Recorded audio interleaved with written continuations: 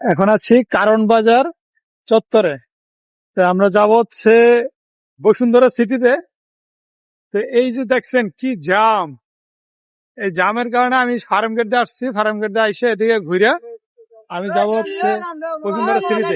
সাথে ছিল বাইক, কিন্তু যাইতে পারবো না। সেই বিধে একটা বুদ্ধি গেলাম যে বাইকটা সুন্দর মতো এদিক দিয়ে ঘুরে আমরা হচ্ছে সোনারগাঁও হোটেলে পার্কিং এর রেখে চলে আসছি। এখন আমরা যাইতেছি হাইটা বসুন্ধরা সিটিতে।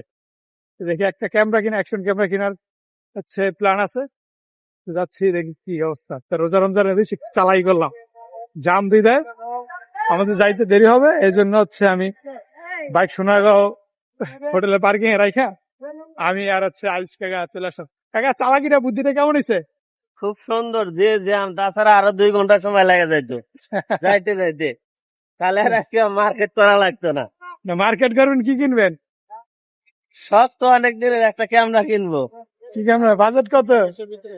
বাজেট তো এমন এমন করতেছে, মানে স্বপ্ন তো অনেক বড়। বাজেট যাই হয়েছে, আটটা কাঁপতেছে আর কি। দেখেন মার্কেটে প্রচুর মানুষ।